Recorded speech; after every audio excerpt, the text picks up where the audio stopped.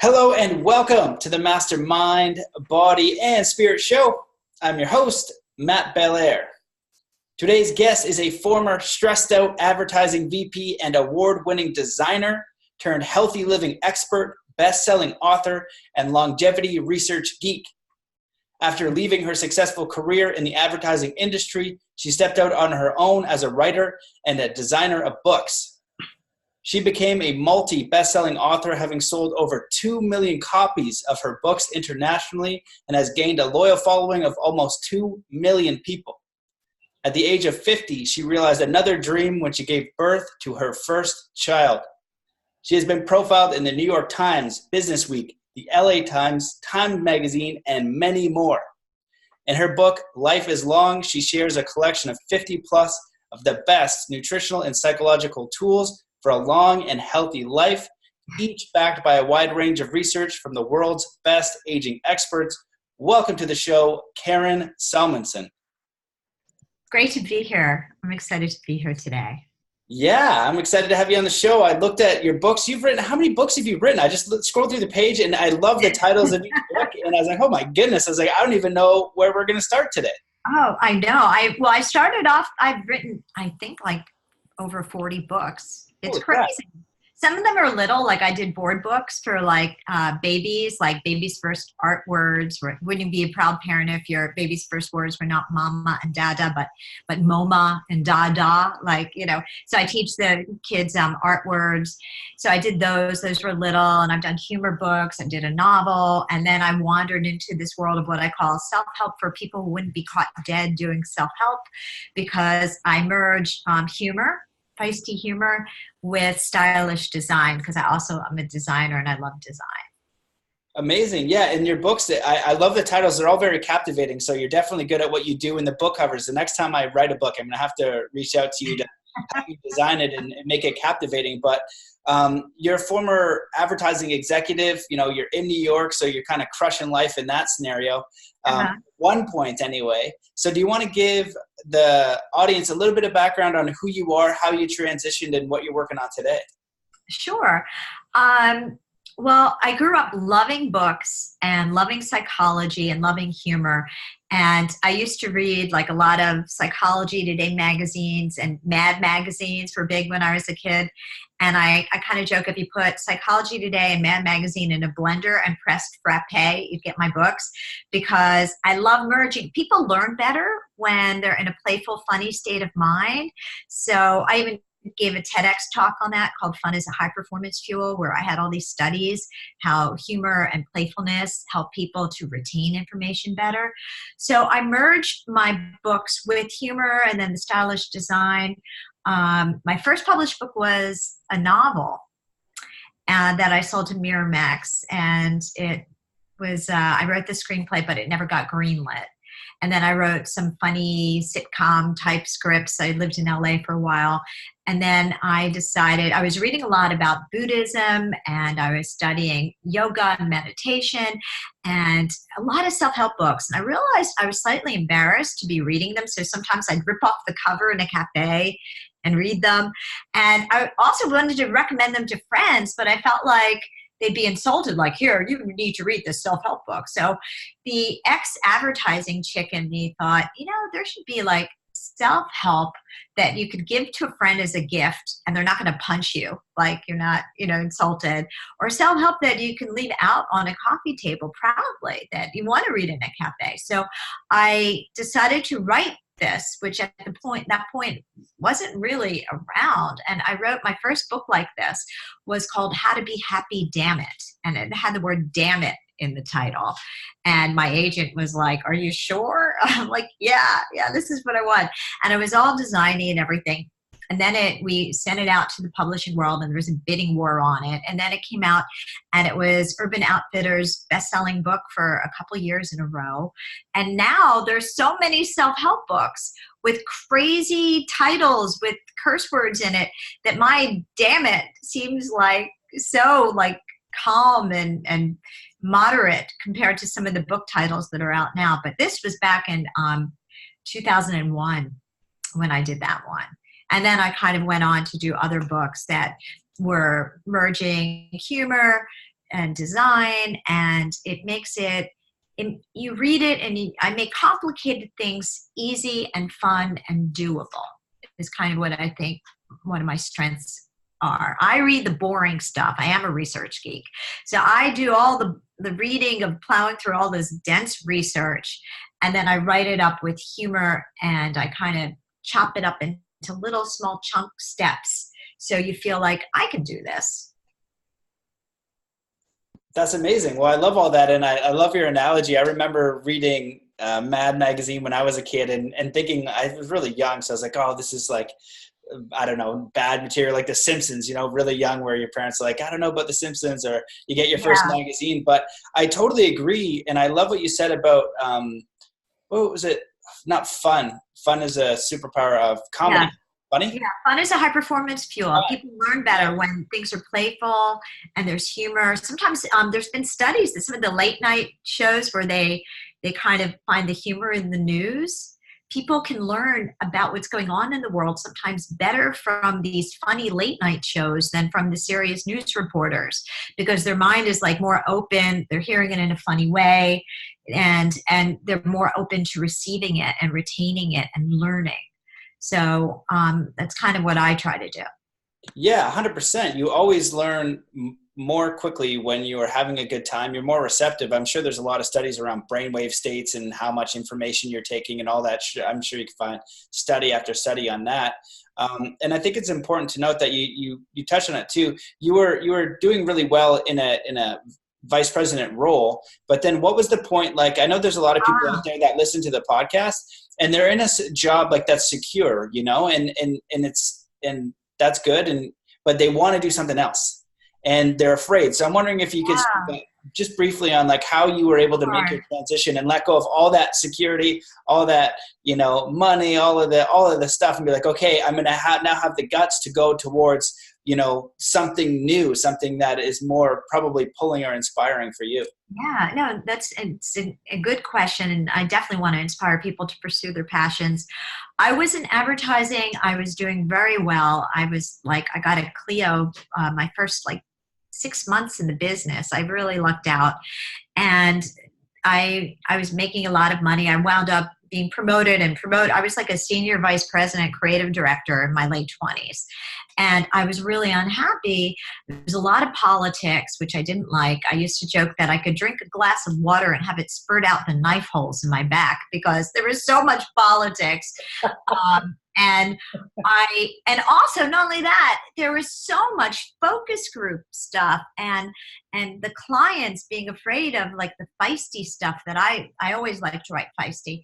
And I remember two things kind of inspired me, this is it, I gotta go. One is my art director and I got assigned a TV commercial for Kraft mayonnaise on the same day that he found out his wife was pregnant. So what happened was we were writing our Kraft mayonnaise commercial. It was going through testing and rewriting. And it turns out his wife gave birth to the child before we gave birth to the TV commercial. That it's easier to produce a live human being with cute little toes and fingers than a TV commercial because of all the focus groups. So I was like, man, okay, there's something wrong here.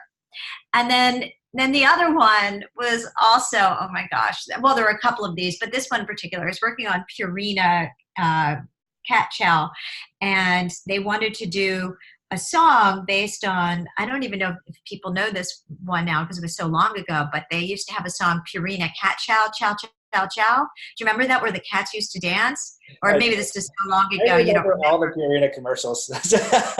It was classic back then, the Purina cat chow, chow, chow, chow. And then they'd make the cat look like it was dancing. And I'd written songs based on this, that were based on actual songs about dancing, you make me feel like dancing, it was anyway, but they were saying that it had to be chow, chow, chow, and that mine was chow, chow, chow, chow, chow, chow, chow. I had 6, but the 4 and a 2 versus 3. And I was just like, okay, I cannot do this. And I went out to dinner with my boyfriend at that point that night. And I was really upset. And he's like, Karen, this is cat food. Do you realize there are people in this world that are like starving? They're, the world is in trouble.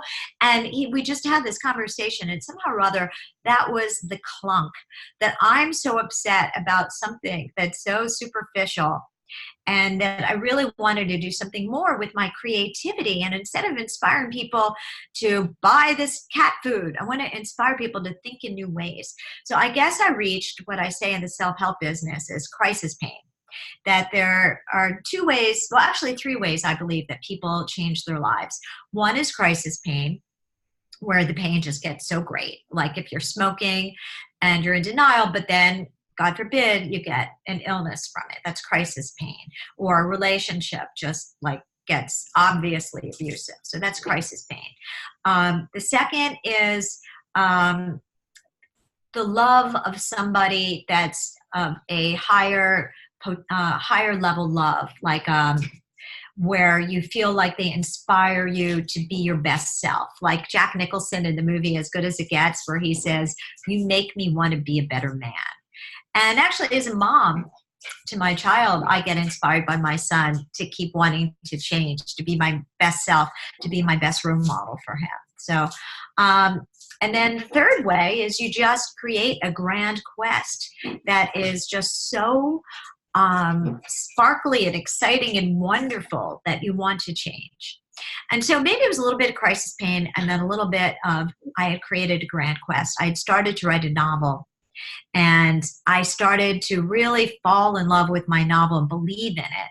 So between the cat food, the chow, chow, chow, and starting the novel and really envisioning that, like being able to really visualize it and see it clearly and feel it was possible. So maybe I had like a little 2 out of 3 of those two things. So then I made the mistake of telling my parents, because I was like in my late 20s, Mom, Dad, I'm going to quit. I'm going to write my novel. And they talked me out of it. They kept talking me out of it for a long time. How could you quit? You're making so much money, which I was. And I thought to myself, they say, how can you quit? You're doing so well. And I thought, you know what? In a weird way, that's how I can quit. If I can do well in something that I'm not passionate about, if I just apply whatever like principles of success that I'm doing here to something that I really want to do.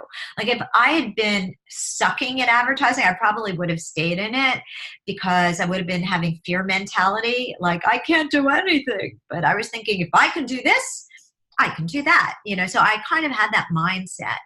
And then I also was in pain because it was just ridiculous between, the people and the focus groups and the blah, blah, blah, blah, blah. So I quit and I didn't tell my parents for a couple of weeks. And then when it was too late, I told them I quit. And then I wrote my first book, my novel. And then I had to get an agent. So there's more there, which I could go on and on talking about. If you want me to, I'm happy to. But that's what kicked my butt. So what happened was I wrote my novel, and I was just really excited about it. I guess I didn't stay in a fear mindset. I stayed in a state of excitement. And I kept visualizing it being published. I would go to bookstores. My last name is Salmansohn. And I would go to bookstores and envision my book on the bookshelf. And I'd be like, okay, who's going to be my book neighbor? And which books are going to be next to me? And I saw I'd be next to Salinger, J.D. Salinger, Catcher in the Rye. So I'm like, and I would visualize my book next to Salinger, Salmansohn. And I was just like, must get published. And I was very excited. And I worked at the time freelancing at MTV. I got a job making some little bit of money on the side. And I was in an elevator one day. And I got in the elevator with this guy that I barely knew, but I was just so excited about my book. And we got into the elevator and he said, hey, how are you? What's happening? Like, just like saying it just to be polite because I didn't really know him that well. And I kind of just from enthusiasm said, I just finished my novel. I'm so excited. And I think people can feel that enthusiasm on you.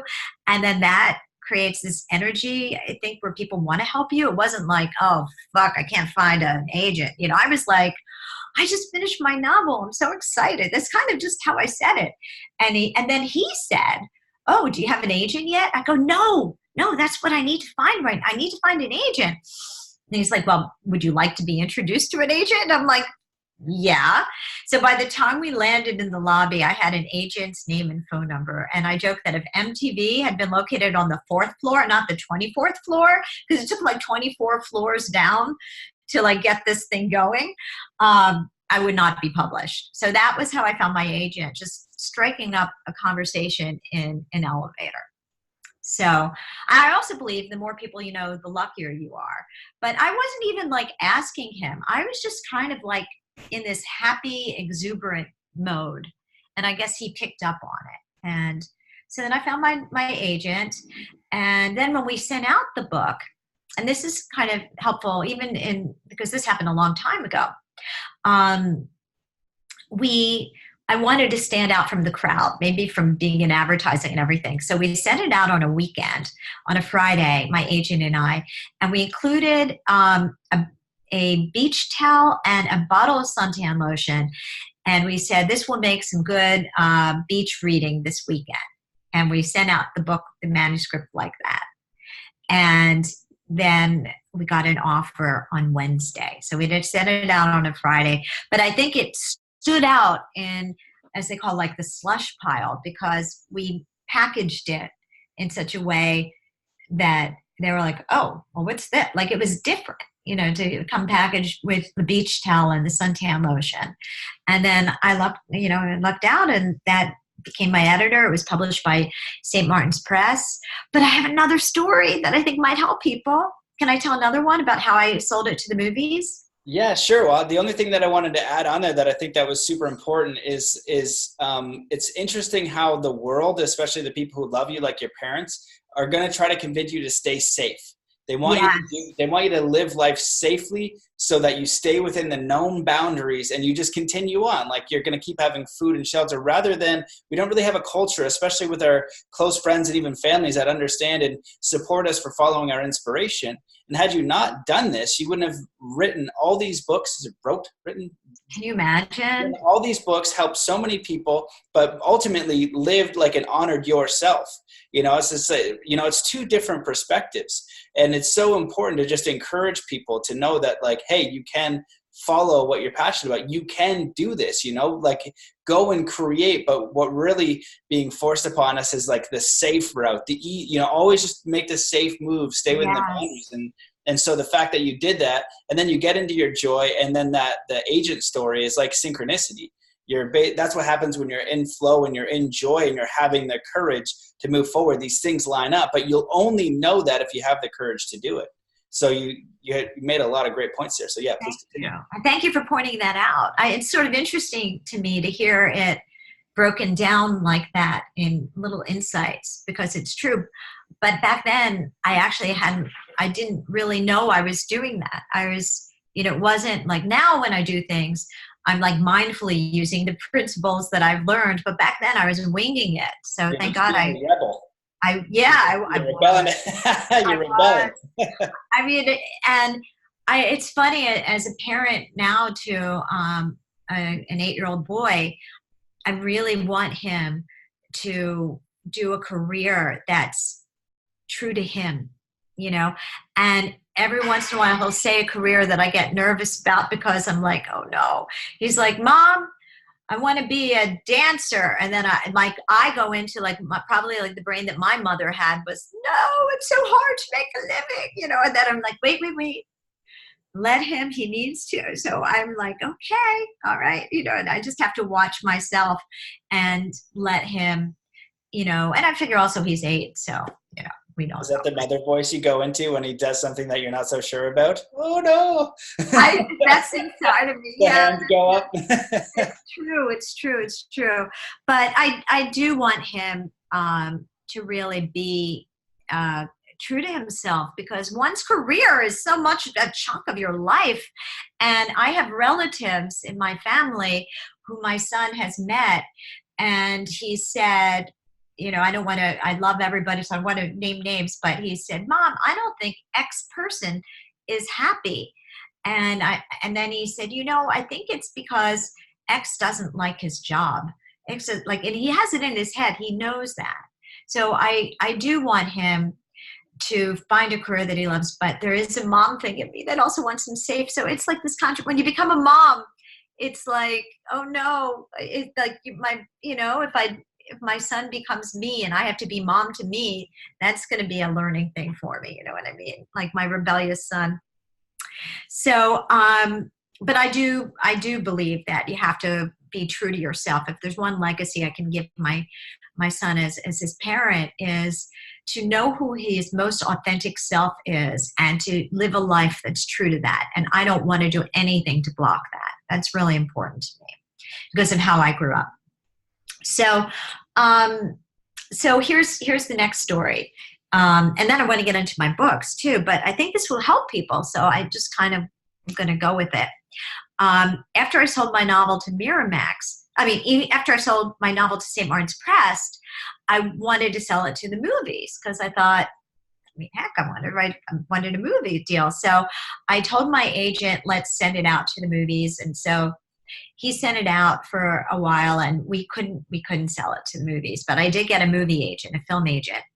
And the film agent said, I love your novel, but it's been too long. A year's gone by and you have to sell it within a year. Otherwise you can't sell it. So write something new. But I really still wanted my novel to be, made into a movie. So I kept writing to him and saying, how about we send it to this actress or, this one, because the lead character was this petite, dark-haired ethnic girl, sort of like me, but the character in the novel had blue eyes and I have brown eyes. So it's not me. But so finally I said, how about we send it to Marissa Tomei? And he said, Karen, it's been a year, write something new. But I was determined, and I saw that she was performing at a theater near us in New York. So I took my novel and I wrote a note and I put it in a manila envelope and I left it at the theater for Marissa Tomei. And my friends all thought like I was like overly positive, overly optimistic. She'll never look at it, blah, blah, blah. So a couple months later, I'm in my apartment. I remember I was eating a bagel and the phone rings and there's somebody on their line claiming to be Marissa Tomei and claiming that she read my novel and loved it. So my first instinct was, this is one of my friends playing a practical joke, just teasing me for my optimism. And so I thought, do I stop chewing my bagel in this like obnoxious friend's ear who's teasing me? And then I thought, well, just in case it's Marissa Tomei, I will stop chewing for a moment, And it turns out it was her. She had read the novel. She loved it. And she wanted to bring it to Miramax to option it, which is what happened. So to me, this is like another story of just, staying with things. And I just want to share that. That's unbelievable. It sounds like something out of a movie that doesn't happen. It's just like, that's incredible. Right? It's pretty crazy. Yeah. And all these stories too, though, you're touching on like just the courage, like to follow yourself and be true to yourself. If your son wants to be a dancer, it takes courage to do that. It takes courage to leave a job that is secure, and it takes courage to go and do that. But you're doing it from like a fearless place of just like joy. And that's the challenge. I don't know how you do that naturally. It's amazing, but all of these stories are really incredible. So I'd love for you to talk about as well, like, and please add on to anything there if you want to continue. But the Happy Damn It book, I think, is important because a lot of people are stressed out. So I'd love for you to share with me how I could be happy, damn it, more often. And also your new book on longevity, because I know you've done a lot of, as you say, geeky research. And I am always looking to max things out. I want maximum energy. Do I do this? Do I not do this? Do I eat almonds or do we, what the heck am I doing here? So I'd love for you to speak on that. Okay. Well, I've written a lot of books on happiness and happiness research, and I'm really kind of like obsessed with reading studies, and there's so many. But after I did How to Be Happy, Damn It, I also did Think Happy and Instant Happy and Instant Happy Journal. So I have a lot of books with the word happy in the title. And from there, I wrote Life is Long, which is the longevity book, which, no surprise, being happy helps you to live longer. And then my most recent book, and I'm going to bring it all together, but I'm just kind of mushing it here. I'm kind of organizing. I did a book called Instant Calm, which has sensory meditations in it, which help you to be happy. So one of the most important things I would say is meditation, which is why I want to bring it back there. And meditation is a commonality in all of my happiness books, in my longevity book, and then obviously in my new book, Instant Calm, that you have to take time. I like to do it first thing in the morning to clear your mind, to meditate. In the same way that you would brush your teeth in the morning to get all the gunk off your teeth, you should brush your mind every morning with meditation. And I know a lot of people think, oh, I don't have time to meditate. But even taking 2 minutes, 3 minutes, 4 minutes, 5 minutes to clear your mind can change the direction of your whole day.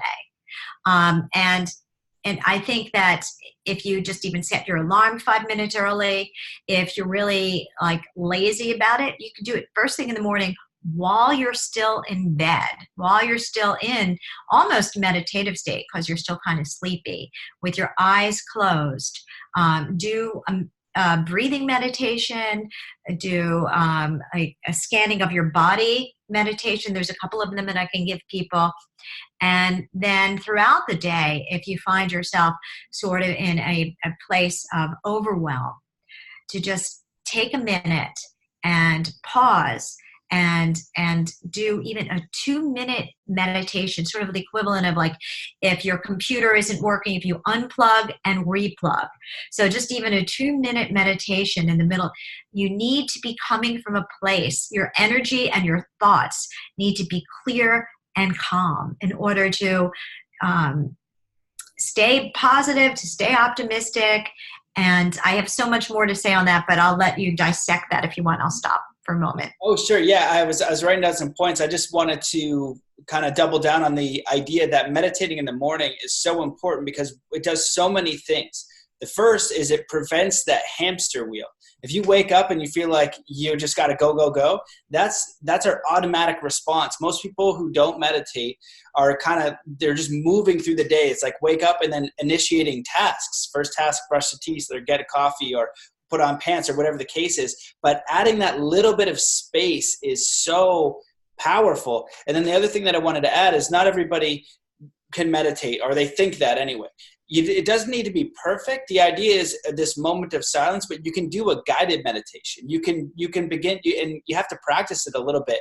And a lot of times you don't just shut off the brain and go into some magical oneness state. It's not like that. There are many different ways you can do it, but you need to practice this. It's like a skill. If you don't try to, skip a rope in 20 years, it might be a little bit challenging. It might be challenging to garden at first. You just got to do it and then you'll get better at it. But the importance of that, because what it does is it's going to allow you space and awareness to stop and become more aware of when you're getting stressed out, when you're getting overwhelmed, when all these things are happening, by adding those little gaps in there. So that's all I wanted to share. Completely. And that's why in Instant Calm, I start people out with just 2-minute meditations, because I joke that it's easy to be a saint for 2 minutes. But if you try to be a saint for 30 minutes, like I'm going to meditate for 30 minutes, and then you think, oh, I suck at this, you're not going to try it again. But it's okay. You can do something for 2 minutes pretty much. And my son, who has been the best teacher for me. I love being a mom. I just love it. Sometimes he gets anxious about things. And so I tell my son, breathe. And he said, Mom, every time you say that, it just makes me more stressed because I kind of don't know what it means and I don't know how to do it and all of this. So I started to think about, well, how do you get at that point, he was around 6, how do you get a 6-year-old to meditate? So I came up with a couple of ideas, and some of them are good for adults, but one of them is good for parents everywhere. And I got my son a pinwheel. And back then he loved Spider-Man. And so it was a Spider-Man pinwheel. And I said, every time you're upset, what I want you to do is breathe on the pinwheel. And breathe slowly, because I want him to hyperventilate, and try to make it spin. And it worked because it doubled not only as a breathing exercise, it's what I call a stop and swap. So if you're upset, it's because you're thinking thoughts that are making you spin out of control. And if you just say, stop thinking that, it's very hard just to stop because your mind wants to think about something else. Like I have a dog, Fluffy. And if I wanted to stop Fluffy from chewing on one of my shoes, I wouldn't just take away the shoe because then Fluffy might find another shoe. What I need to do is give Fluffy something else to chew on, like a bone. Here, chew on this bone. You have to not only stop it, you have to swap it. So in a weird way, it was not just a breathing exercise. I was giving my son something else to focus his busy chattering monkey mind on, and it made it fun. And as I mentioned, fun helps. So he started to do the breathing exercise with the pinwheel, and Mom, I need my pinwheel, So then I started to think about other things like this that could make meditation fun. And I found sensory meditations like smell, which I researched which smells were the most relaxing. And there's been studies that, lavender is famous for it. Grapefruit is one that helps to relax people. Vanilla is used right now in a hospital here in New York, where they put it inside of an MRI machine. So people that go into MRI machines don't feel as claustrophobic. So I gave my son a choice of all these different smells. I set up all the different ones, and he sneezed when I showed him lavender, so we knew that wasn't going to be it. And then he used vanilla. And so whenever he was upset, I would give him the little thing of vanilla to smell, and then I gave him a little mantra that that worked for him, whatever that situation was. So he used the scent as a grounding tool, as a one-pointed focus. So I started to do different things like this, and so I did ones with taste, with touch, with smell, with sound, and with sight. And then I realized that I was onto something, so I created a whole book. That's when Instant Calm became. These different, so easy to do that a 6-year-old could do them, meditations that are based on focusing on each of your 5 different senses. That's amazing.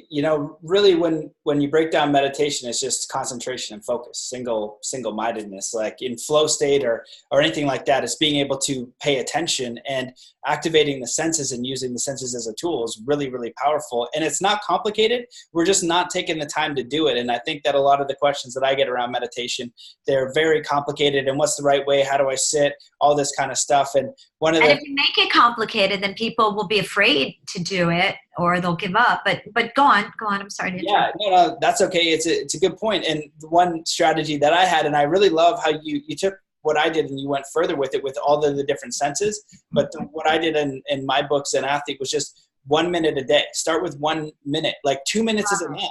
Because if you're not doing it at all, you don't start by running a marathon. Start by walking down the street, right? But over time, a week later, you're going to get that result. In 7 days, I just add a minute each day. At 7 days, you could probably do 7 minutes. And it's not so bad. It's not daunting. You just kind of got to, I think that's a lot of people just breaking the ice. And the way that you've done it with the senses, I think is brilliant. Well, I think that I also have a theory that people do accidental sensory meditation. So what I mean by this is you walk into a bakery and it smells fantastic, right? And you're just like, and you're smelling the smell. And you could feel yourself relaxed if you're like waiting in line to get you're smelling the smell. And that's an accidental sensory meditation. Like if you go someplace that smells really good. And then there's accidental sound meditations. Obviously, listening to songs that you love can do it. Accidental taste meditations. I believe that if you're enjoying a really good meal, and you're really tasting it, that you can just find yourself relaxing because you're so focused on what it tastes like. I even think that coffee, ironically, relaxes me, even though it has caffeine in it, because taking the coffee break, if it's a really good cup of coffee, which I'm kind of a coffee snob, I like a good cup of coffee, you're sitting there and you're tasting it, and you're really centered on the taste, which is why I think there are a lot of studies with, tea ceremonies and relaxation. But there's a whole way to do that, which each of the steps in making the tea are a different kind of sensory step. First, you have to look at the tea, thank the tea, smell the tea. Like you have to almost go through every sense before you taste the tea. And you're using all your, when you're looking at the beach, when you're looking at the ocean, that's a sight meditation. Or even listening to the sound of the ocean, that's a sound meditation. So we do sensory meditations sometimes without even knowing that we're doing them, and they work. They work. Yeah, what it reminds me of, I have a friend, Charles Clay, who's an amazing guy, and he's on the podcast. I can't remember which one it is, but look up Charles Clay. But one of the things that he shared with me when we first met, he's like, hey, he talks about the vacation vibration. And this is, how do you live every single day as if it's a vacation, that it's just so exciting and everything's the best. And he's hilarious. And he lives like that. But one of the things he said, he's like, hey man, you want a vacation vibration your meal? I was like, yeah, right. Like, what do I got to do? He's just like, all right, just pretend that you're a food connoisseur. You know what I mean? I was like, oh my God, it's so simple and so brilliant. Because how many times have we gone to eat and we don't even taste it? Even like ice cream or something delicious. I've had it where I'm distressed and I eat a whole bowl and I didn't even taste anything.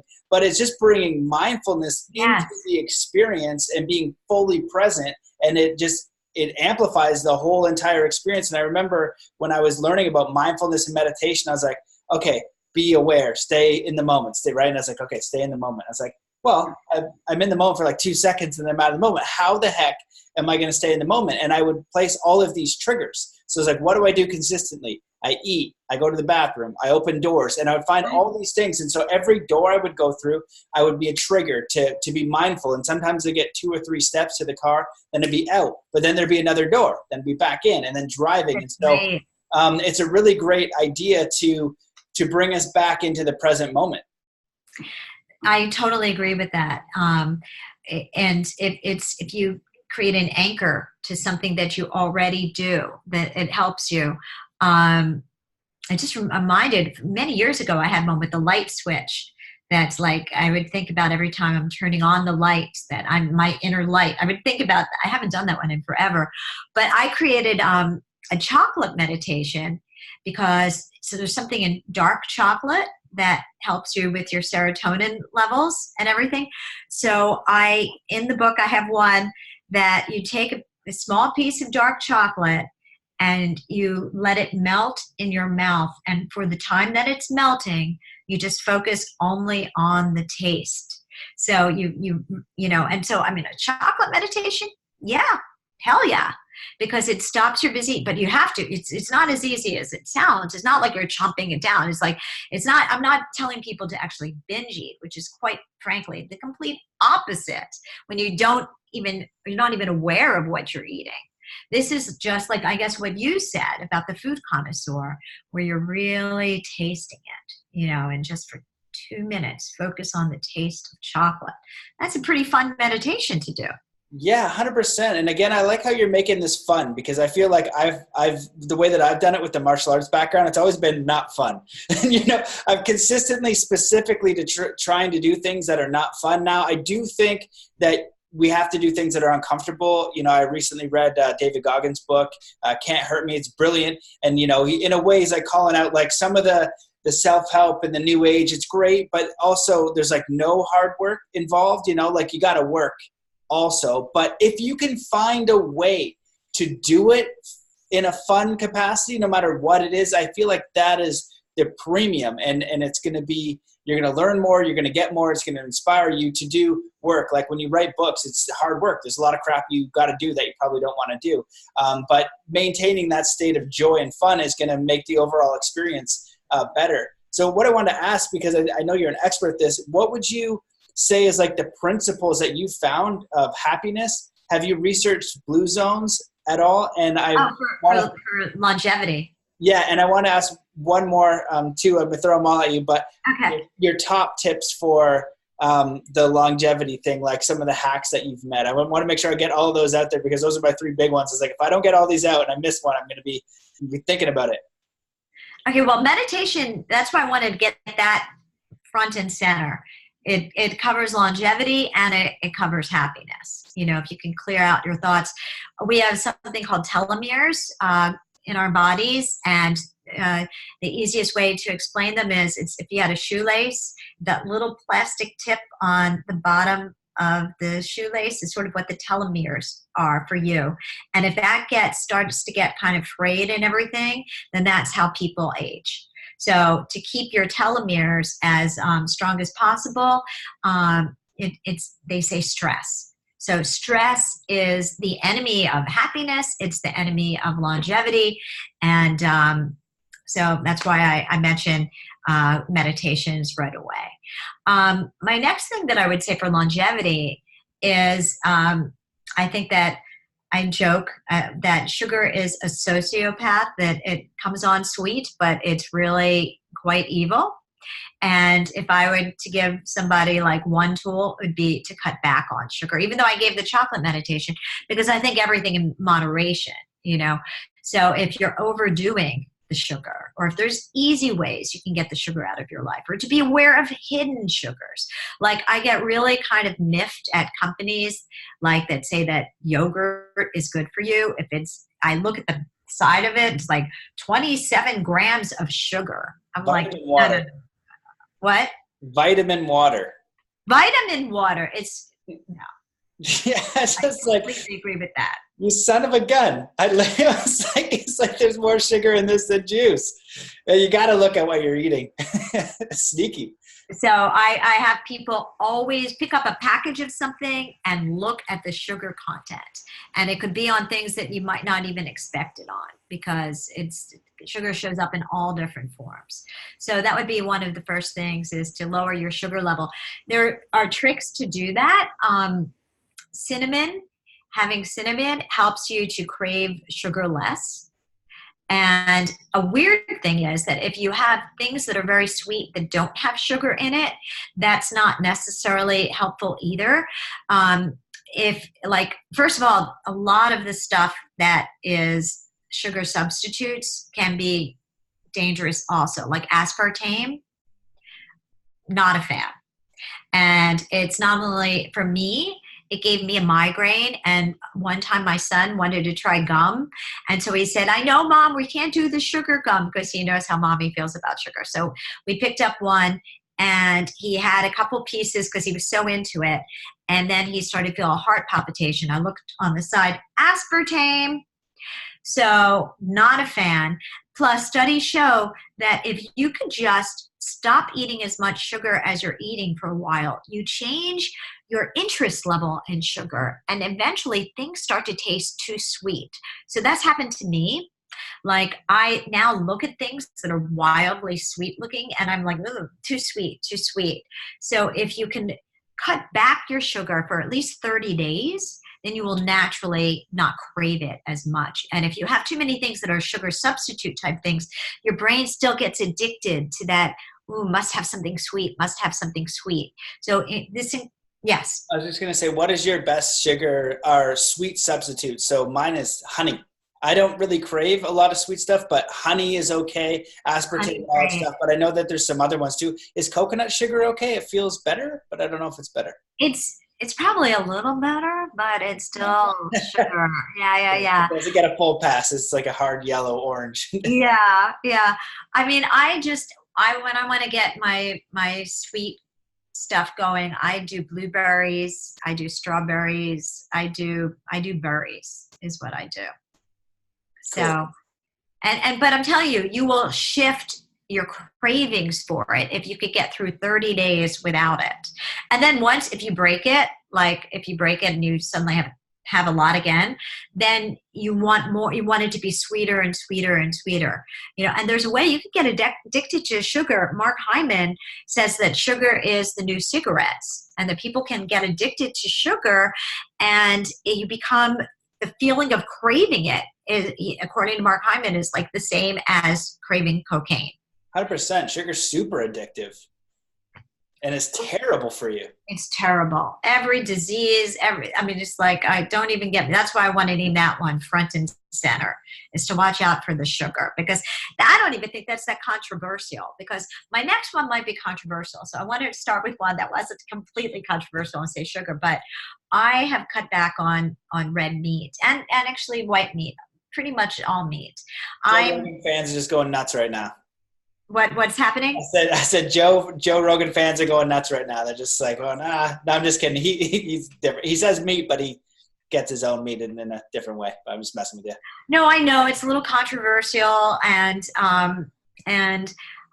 you also have to make sure that you're still getting protein. But in many ways, the hype over protein, sometimes it's gotten a little bit extra hype. You need protein, but you don't need as much as what the media has played out that we need. So, it's funny. I'm going to say, if you don't want to go cold turkey or cold beef or cold, chicken, just cut back a lot, because there's so many studies that consistently report that people that don't eat meat or eat a lot less meat live longer. So I'm a pesca-eggetarian, because I mainly eat fish, but I do have eggs every once in a while, because there's some things in eggs that I need. And I also believe that everything in moderation. If you're too extreme, you could be extreme at being vegan or vegetarian and wind up hurting your health. So I kind of mix, I allow myself. And also, if you make something verboten for too much, then that, so I allow myself a little wiggle room. Yeah, I think it's a really great point. What I've noticed is it's too much of one thing, where people who are getting meats, they're eating red meats all of the time. And there are so many great substitutes. Like, I just pulled it up real quick because I know a few, but hemp seeds, pumpkin seeds, yogurts, lentils, kidney beans, green peas. There's some almonds. There's so many great diets out there. My friend's wife is a dietitian. Shout out Roz Wilson. She's awesome. And I'm studying food and trying to, be fit and all this stuff. And I make this smoothie I'm really proud of. And she's like, how many fruits are in there? And we're talking about it. And it's like 40 fruits or something stupid. She's like, your body can only digest 5 or something that she said. It's like, it's too many. So then she taught me how to make, green smoothies.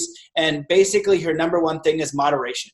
And my other friend who's on the podcast, Power of Food, Adam Hart, he was one of the originals, maybe episode number 6, really brilliant guy, changed his health. But he's like, add seeds. That was his big thing. He's like, you can get so many, because it's about the nutrients, right? And we're talking about sugar and stuff like that. There's no nutrients in that. So the seeds allow you nutrients. So when you cut back and you find these substitutes, a little bit of vegetables, some fruit, you know what I mean? Some almonds, some nuts and seeds, and some food here and there. And if you can transform your diet, it changes your psychology. It changes the way you think. It changes the way you operate, the way you can focus, how stressed you are. And that's why it's interesting how the mind and the body work, because once you have too much sugar and stress, it becomes this loop of one. What's that? Dopamine? Is it dopamine or something else that triggers through the sugar or whatever? But it's one of those chemical reactions, and you're just going for that. So you go for the cheeseburger, then you go for the pop, then you're stressed out at work, and only way to get all that put in ingredients to make things addictive. And some of the processed foods that are out there, they purposefully put it in. And those have sugar too. You might think a bag of chips, whatever, but that turns into sugar in your body. So the goal is to keep your body as alkaline as possible. And that's why also meat can kind of mess with your alkaline levels. Dairy, which again is a little controversial. I know there are going to be people, but I'm not big on dairy either. But again, everything in moderation. So, and you have to make sure that you're still getting your calcium and your vitamin D somehow. So everything, when you take out one thing, you have to make sure you're compensating. I remember reading that walnuts are good for the brain, And a good way to remember that is it kind of looks like a little brain. Walnut looks like a little brain. So I kind of, at one point I was just like almonds. And then I was only eating almonds. And I'm like, no, I want to vary my nuts. So I get my nuts from a couple different sources because they all have different vitamins, nutrients, and all of that. And then I read about walnuts, and I love walnuts. So that's one of mine. Yeah, I totally agree. And so the one thing that I want to ask too, with all this research on happiness, I asked a little bit about blue zones, but have you seen anything out there as far as research goes on how we might be able to assist in happiness for our community, like our family life, community? Oh, there's a lot in that in the blue zones. Yeah. Well, one of the blue zones, they say that you should not eat until you're full. So that's one of the principles. But as far as the blue zones say to have things that you're looking forward to, and to be around people that you love, community, that if as long as you have friends, loved ones, that, you know, if you're in a happy marriage, that helps you to live longer. And all of the blue zones, it's fascinating how they share a lot of these things in common. Having the community, having loved ones, having a passion, a purpose. And there's been a lot of studies on delay when you retire, delay when you expire, like having things that you love doing. I mean, part of, I think, the secret of Betty White's sparkle and magical thing is she's like out there doing stuff still. She's not retired. So I want to keep on working. You know, I definitely want to keep on working for a while, doing things that I love. And so that's some of the stuff from the blue zone. Amazing. Well, you know, I think all of this has been super practical. The number one studies and information that I've seen around happiness, stress, longevity, it's all one same thing, is stress and anxiety. Like stress and being in a stressful state usually has to do with crap diet, and it just, everything else goes nuts. Sugar, obviously too much alcohol, addictions like that. But I think it really is the simple stuff that people don't want to hear sometimes. Learn how to meditate and or quiet your mind and or focus your mind. You could wake up and paint. I don't care. Just something that's going to hold your attention. Look at the your life that are super stressful. In my book, Instant Calm, I have doodling as something that helps people to relax. And, you know, if you think back to school, you would doodle, and it is kind of stressful. There's a whole purposeful doodling that you can do when you're stressed out and just kind of feel where it's going. That's one of them. I also have this other fun one that I'll mention, which I'm excited about. I call it Med-dot-tate instead of meditation. Med-dot-tation, right?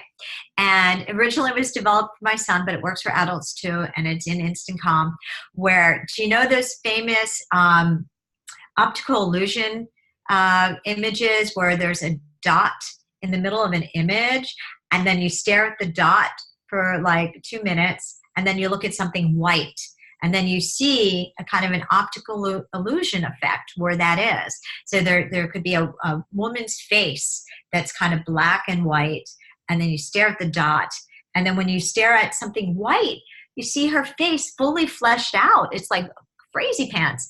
And so I developed a couple of these that I put into the book, that I started doing them with my son, because you get the little bonus reward, and it's a way you want to do well, you want to succeed, and it's something fun. It's like it gamifies it, if you can gamify something. So I call it meditation, and that's in the book as well. And it's a great way to, you know, create a one-pointed focus that you want to do.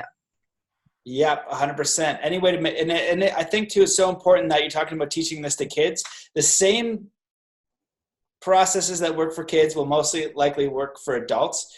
And the thing is that mostly adults now, if you're over 10 and you didn't get taught this by your parents, we probably weren't taught this stuff. And so it's harder going back. So the same thing applies to learn these simple things that we weren't taught. And they will make a world of difference in your psychology and your health and your emotional state and your quality of life. Yeah, well, you've shared so much amazing information. You know, I love this episode. I want to honor your time, because I know we've been going for an hour, but you know, it's very practical advice. And I think that your story is really inspiring, and it highlights a lot of things that are necessary if you want to move in that direction towards more inspiration, more fulfillment, more happiness, because it's not anything like really fancy or really out there or really esoteric. It doesn't have to be complicated. It really is simple. It's just doing the small things and having the courage to take action towards what your inspiration is. And you're going to have your own story develop. You're going to have your own flow develop, your own magical experience, what Marissa Tomei calls you on the phone, and those things are possible, but it does take courage for you to take action. So I want to thank you for coming on the show, but I also wanted to ask you, is there anything that you wish that I'd asked you or that you want to talk about before we end? And you can feel free to go on as long as you wish. Oh, wow. Well, I guess I would end with that.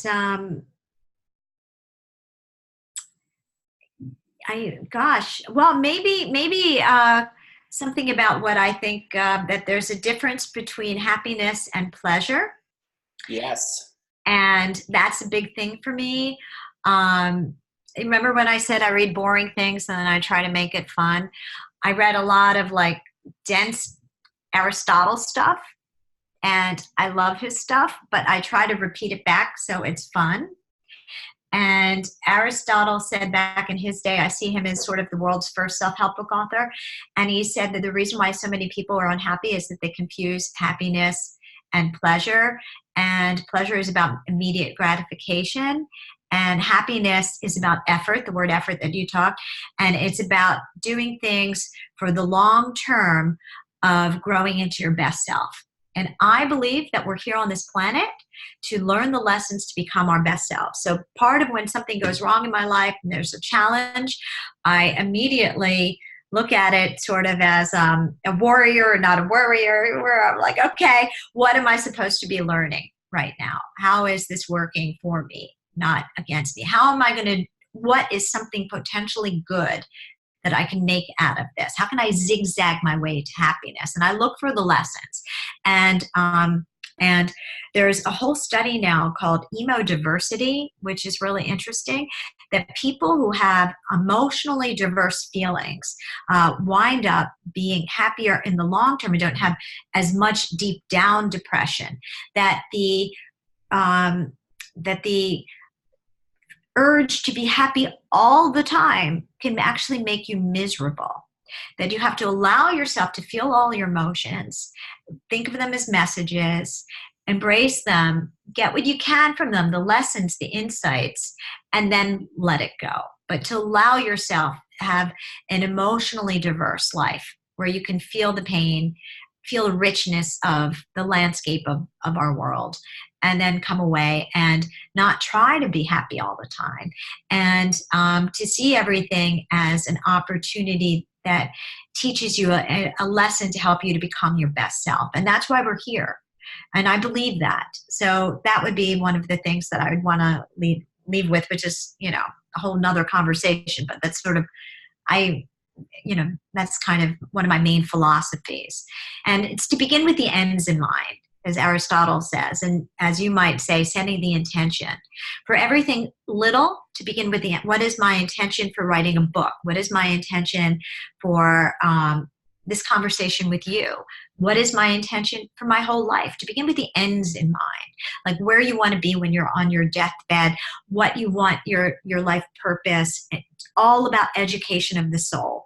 And that's why it's important to do a job that is for your soul, for your, we are here to become our best, highest potential, unique self. And anything that feeds into that, embrace the struggle if it helps you in the long term to help you to become. And now I'm just but it's such a rich topic. But this is what, if I were to share one of my core philosophies on happiness, that's what it would be. Yeah, that's amazing. How did you phrase it? The best, unique, highest self? What'd you say? Something like that, yeah. Yeah. Yeah, and that's why it's important to go through the risk, leave a job that isn't serving your highest good. And you being your highest good helps the world, because then you get to offer that. And so as a mom, I want to raise my son to, this goes back to that, to be true to who his inner self is, and not to force what I want for him onto his life, but to guide him, keep him from, again, everything in moderation. You're still here as a parent to, help to keep the child awake to the dangers of things and all of that, but to really help people to feel safe to be their true self. Amazing. Yeah, I totally agree with all that. And you really succinctly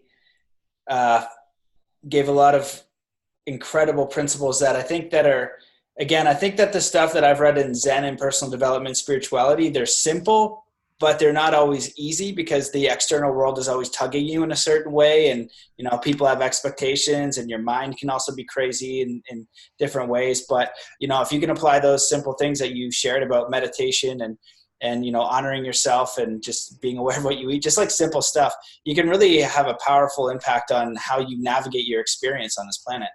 And meditation helps you to find the lesson in your struggle. So if you are dealing with a challenge, part of the stress is you're thinking, my pain today is going to be pain forever. You're thinking it's permanent and pervasive. And when you meditate, you sometimes get the epiphanies for solutions or new paths or the lesson, and you change your interpretation of the pain that you're in. You no longer see it as permanent, pervasive. You see the gain in your pain. You see solutions. You see faith. You see that glimmer of faith. So meditation helps with that as well, those insights, those epiphanies. Yep, 100%. You got to be able to quiet the mind. Einstein said the same mind that came up with the problem is not going to find the solution. And there's so many studies about people going into meditative states or napping or things like that to solve a problem. So very important stuff. I'm going to throw out one last bonus question. What's your number one tip for parents that you've learned in raising your child and all this stuff that you know? This is like a whole nother topic. Number one. Oh my God. Well, I guess I would say, I want my son, one of my things that I do, instead of telling my son something like, I want him to have the internal drive.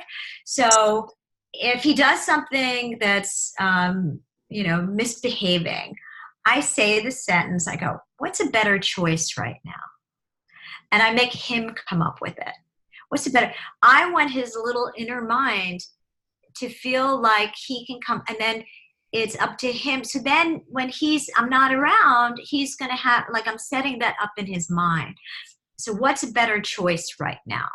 Rather than Ari, you're very loud. What's a better choice right now? Or Ari, you're blah, blah, blah, blah, blah. What's a better choice right now? So I kind of get his little, neurons going and coming up with his own. So it's an inner drive within rather than a mom. So that would be one of my little things that I do with him. I say to him, what's a better choice right now? I think that's great. Well, thank you so much for coming on the show. I think this was amazing and really just practical, useful information. Thank you for following your own courage to, follow your inspiration, make all the books, and do what you're doing in the world. That's it. Just thanks for coming on the show. Well, thank you. Thank you. You're a really fun interviewer. So thank you for making this a great experience. Awesome. Well, I appreciate you and everyone listening. Thanks for watching. Peace.